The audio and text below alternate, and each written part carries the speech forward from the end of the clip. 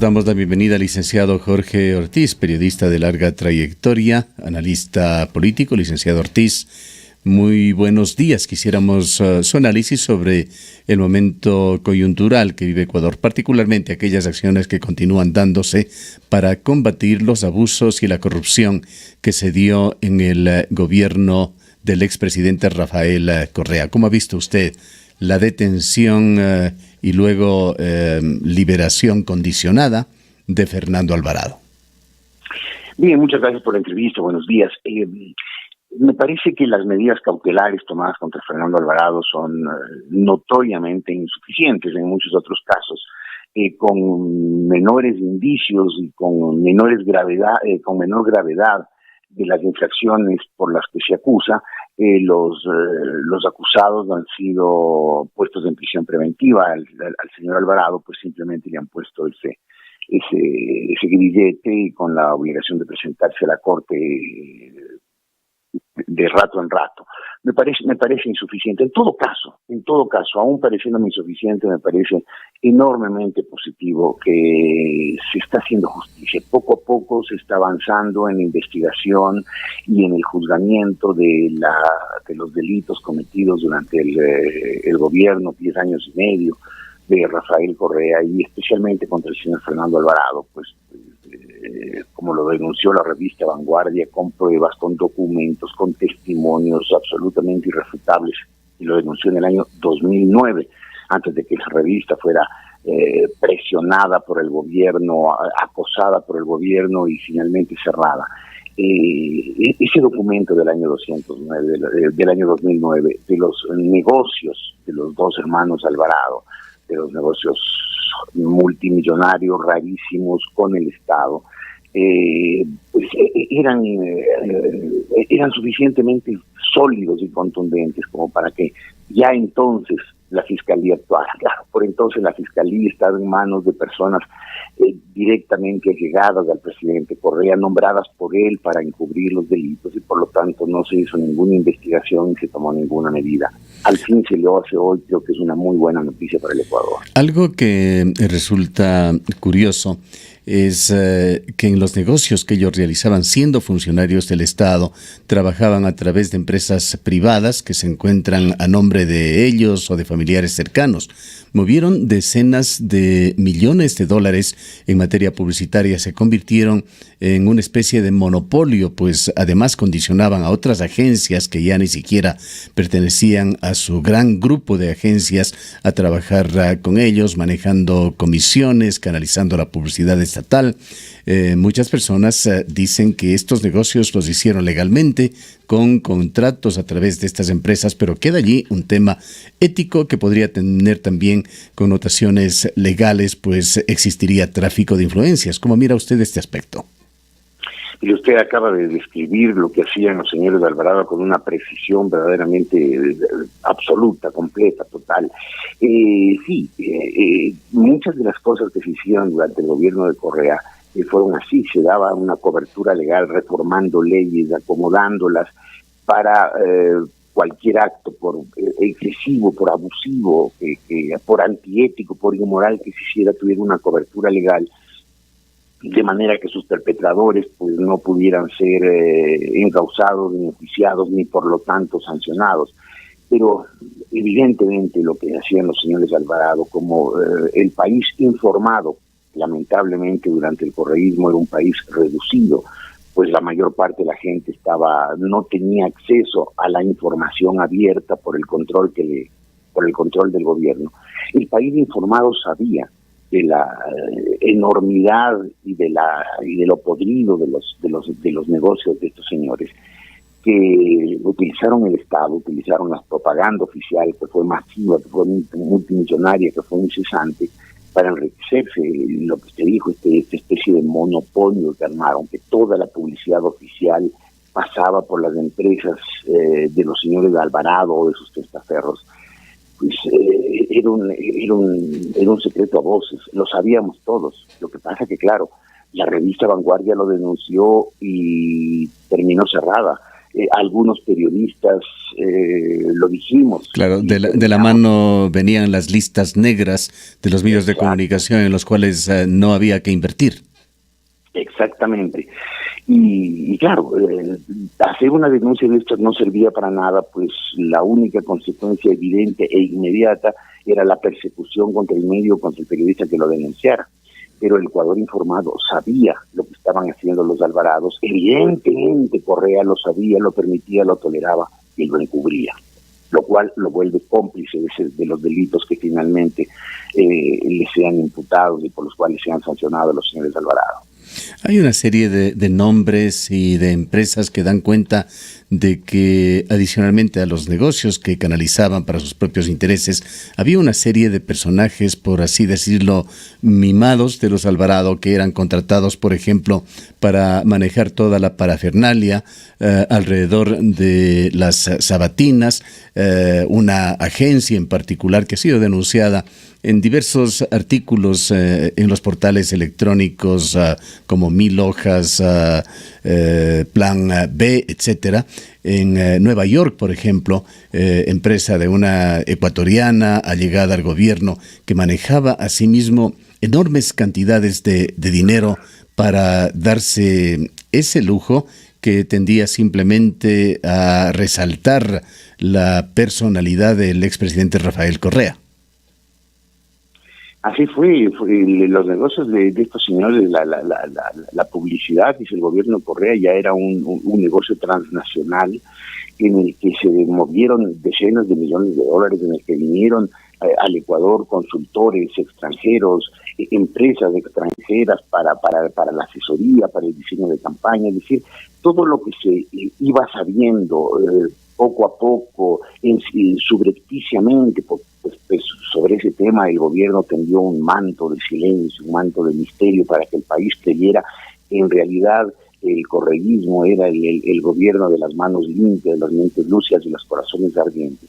Cuando, insisto en esa expresión, el Ecuador informado, quienes podíamos enterarnos de lo que pasaba, sabíamos que se estaba atracando el país, se lo estaba saqueando como nunca antes había ocurrido en la historia del Ecuador. Correa tuvo tal preocupación de que ninguno de los negocios de él y de su gente, sobre todo de su gente, de él francamente no lo sé, de su gente nunca salieran a la luz. Él se preocupó de que cuando ya las encuestas demostraban que él podía perder las elecciones del año 2017, se encargó de poner una persona para que previsiblemente le cubriera las espaldas. Por suerte para el Ecuador, por un milagro del panteón celestial, el señor Lenín Moreno pues prefirió abandonar ese camino. Y hoy el Ecuador poco a poco se está enterando del Ecuador que no sabía del engaño que fue el gobierno de Correa, se está enterando de lo que está pasando. Yo creo que semana tras semana, o por lo menos nuestros medios, nos seguiremos enterando y seguirán teniendo que comparecer a la justicia, quienes durante 10 años y medio se rifaron el país y se encargaron de controlar a la prensa y de evitar la información para que sus negociados multimillonarios nunca fueran sabidos por la gente. Sobre este aspecto, licenciado Ortiz, tan grave como la corrupción, o más bien un complemento en realidad de la corrupción, es el de este tema de la impunidad. Hay acciones de investigación, hay uno que otro sancionado a cárcel, otros fugados del país, pero en realidad no se recupera nada, absolutamente nada significativo de las decenas de miles de millones de dólares que ha costado la corrupción a Ecuador en esta última década. ¿Cómo mira usted este tema de la ruta del dinero? El presidente de la República ha dicho haber contratado una empresa privada para que haga el seguimiento. Julio César Trujillo nos dijo hace pocos días que él ha recibido una invitación del gobierno de Gran Bretaña para asesorarle sin ningún costo y armar un equipo para seguir la ruta del dinero, y Julio César Trujillo ha exteriorizado que tiene la voluntad de hacerlo. ¿Cómo ve usted este aspecto? Me duele decirlo, pero lo veo con pesimismo. No creo que se logre recuperar prácticamente nada de todos los cientos de millones, tal vez miles de millones de dólares que se robaron minuciosamente a lo largo de 10 años y medio. Sí, hay empresas extranjeras dedicadas específicamente a rastrear el dinero negro, el dinero mal habido, pero en muy pocos casos, si usted revisa los antecedentes de los últimos años, en muy pocos casos los países han logrado recuperar lo que la corrupción se ha llevado. En muy pocos casos. Hay casos, por ejemplo, el caso de Guinea Ecuatorial, en que se ha seguido minuciosamente, se han llegado a detectar con detalle las propiedades adquiridas por la corrupción, especialmente en París, y se ha logrado incluso que los jueces franceses, en ese caso, dicten medidas cautelares y esas propiedades queden en interdicción, pero no se ha logrado hasta ahora la restitución al gobierno de Guinea Ecuatorial. En muchos otros casos ha pasado lo mismo, ¿no? Se ha seguido la ruta, se ha detectado dónde está, pero también, así como hay empresas que sirven para rastrear el dinero sucio, también hay empresas que se dedican, o asesores que se dedican a armar toda un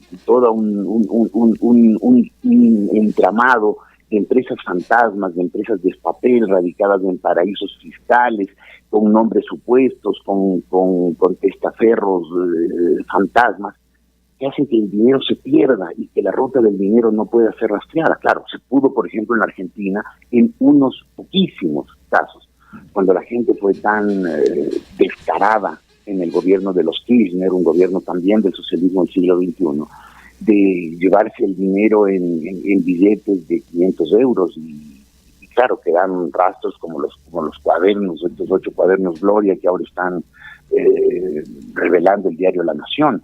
Pero en los demás casos, si usted revisa, es muy poco frecuente que se rescate el dinero. Y yo creo que en el caso ecuatoriano hubo tanto tiempo, 10 años y medio, en el que la gente de ese gobierno, los más allegados a Rafael Correa, armaron igualmente un entramado de empresas fantasma y de testaferros y de paraísos fiscales. Y yo soy muy pesimista de que se logre recuperar algo. No pierdo la esperanza, por supuesto, supongo que como usted y como todos los ecuatorianos, pero no lo veo muy probable. Lo que sí espero es que por lo menos algunos de los delincuentes terminen presos, que es donde deben estar. Ayer, coincidencialmente, en la ciudad de Cuenca conversábamos con uno de los actuales ejecutivos de Fabrec y nos comentaba lo quebrada que está esa empresa, que el gobierno trata de cerrarla causando el menor trauma social en sus centenares de empleados, y contaba la historia de una prima de Rafael Correa que trabajó en Fabrec, primero como asesora, luego como gerente regional en Quito, que ganó $4,500 mensuales por un periodo superior a los 4 o 5 años y jamás se la vio en esa empresa. Incluso así, esto ya con minucias comparado con los robos que han existido en otros negociados del anterior gobierno, así se actuaba desgraciadamente en ese gobierno. Pero hay un tema, licenciado Ortiz, que también le pido abordarlo, que es la situación del expresidente Rafael Correa. En esta semana dialogamos con Capolicán Ochoa, el abogado de Correa, y él señalaba públicamente que se le ha investigado a Correa por los 4 costados y no se le ha encontrado nada, que se intenta configurarlo como rico y que vive una vida modesta, y que el juicio de la historia demostrará su honestidad. Bueno, es muy probable que el expresidente Correa no tenga nada a su nombre. Yo no sé en qué medida se enriqueció él. Y yo no sé cuánto sea su verdadero patrimonio más allá del legalmente declarado. Lo que es cierto es que Correa armó con su gente un entramado legal, no solamente para permitir la corrupción de su gente, sino para facilitarla y después para encubrirla y dejarla en impunidad. A lo largo de 10 años y medio las leyes se modificaron una y otra vez, los reglamentos fueron dictados con evidentes consignas para que el país no se enterara de los manejos de los dineros públicos y para que quienes perpetraban estos actos siguieran pareciendo ante la opinión pública como seres angelicales que había que tener cuidado y tenerlos controlados para evitar que por su santidad subieran en cuerpo y alma a los cielos. Entonces Correa puede, en efecto, tener legalmente declarado un patrimonio pequeño, puede decir que lleva una vida modesta el abogado Ochoa, pero es evidente que una vida modesta no se puede, no es compatible con una vida moderna. Andar viajando por el mundo en aviones privados, estar hoy en Rusia, mañana en España, después en Colombia, después en Cuba, después en Bélgica. Es decir, eso no es una vida modesta. Correa no está llevando una vida modesta. Si el lugar donde vive es un lugar modesto, a lo mejor lo es probablemente para guardar las apariencias. En todo caso, sea cuanto sea lo que se haya llevado Correa, y hasta le puedo dar el beneficio de la duda, no se llevó nada. Pero su gobierno fue el más corrompido de la historia del país. Fueron 10 años de un saqueo incesante, del cual el Ecuador informado sabía, y fue sabiendo cada vez más a lo largo de los 10 años y medio. Si el gran público no se enteró de todos los sobreprecios, de todas las comisiones, de todos los negociados con el petróleo, con la obra pública, que se hicieron era porque precisamente el gobierno de Correa, para evitar que la gente lo supiera, controló, difamó a la prensa, la persiguió, la silenció, la amordazó, emitió una ley, creó un tribunal de la Inquisición que era la Supercom, con lo cual la gente no lo supo. Pero evidentemente ocurrió, y hoy las cifras que van apareciendo demuestran que el nivel de corrupción durante el gobierno de Correa fue monumental, y que toda esa campaña difamatoria contra la prensa tenía como objetivo, primero, el que nadie se enterara y creyeran que en realidad era un gobierno de manos limpias, cuando era un gobierno de manos pestilentes. Para finalizar, licenciado Ortiz, refirámonos al tema de Venezuela y otro hecho coyuntural que se da con el ascenso ya al poder, la toma de posesión del presidente colombiano Iván Duque, quien entre los primeros anuncios que ha hecho a través de su canciller Carlos Holmes Trujillo es que se retira de UNASUR. Ha señalado que no quieren de ninguna manera seguir prestándose para apoyar lo que es una caja de resonancia de Venezuela. Su análisis sobre este punto de UNASUR y sobre la tragedia venezolana, cuyos ribetes llegan también a Ecuador. Bueno, la tragedia venezolana ya es inenarrable, ¿no? Cuando vemos por las calles de cualquiera de las ciudades ecuatorianas a cientos, a veces miles de venezolanos buscando trabajo, ganándose la vida de cualquier manera, incluso a veces pidiendo la ayuda de la gente. Defender al gobierno venezolano como hace Rafael Correa es absolutamente inaudito e incomprensible. La tragedia venezolana no tiene nombre. Venezuela es, por recursos naturales y por gran ventaja, el país más rico de América. Sus recursos petroleros, sus reservas probadas de petróleo le permitirían exportar 4 millones de barriles continuadamente todos los días durante 200 años. Y ese país enormemente rico, hoy se debate en la miseria más brutal. Va a tener este año una inflación que aparentemente va a ser del 3.000%, se anticipa que el próximo año podría llegar a ser del 1.000.000%. Desde que empezó el régimen de Chávez en febrero del año 2000, en febrero del año 1999, han salido de Venezuela 3.100.000 personas que han huido, y ese éxodo se volvió caudaloso, incontenible, masivo. En los últimos 5 años, cuando el presidente Maduro, en vez de reconocer el fracaso del modelo del socialismo del siglo XXI y abrir la economía, volverla liberal, se obstinó y se volvió aún más represivo y opresivo, pues ese éxodo se precipitó.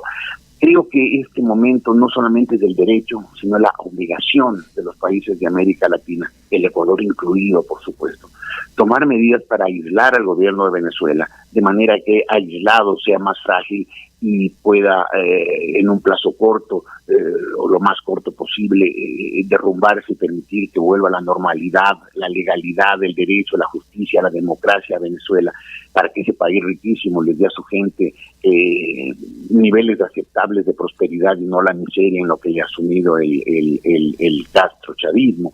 Me parece que la iniciativa del presidente Iván Duque es la correcta, ya había sido anticipada por él en su campaña. Hay que salir de UNASUR. UNASUR es uno de tantos organismos costosísimos e inútiles que crearon los socialistas del siglo XXI, Chávez, Maduro, Correa, Ortega, Morales, Kirchner, para fortalecerse, para apoyarse recíprocamente y así, pese a su fracaso como gobiernos, pues perdurar. Creo que la iniciativa del presidente Iván Duque puede ser la punta de lanza para terminar con UNASUR. Ojalá que el Ecuador pronto haga lo mismo, denuncie la UNASUR. La diplomacia ecuatoriana acabó de cometer otro error, solidarizándose con ese supuesto atentado a Maduro, que ha sido tomado nuevamente como un pretexto de persecución. El día de ayer circulaban en redes sociales dramáticas fotografías de un senador o diputado venezolano que evidentemente estaba siendo torturado en las cárceles sobre pretexto de este atentado.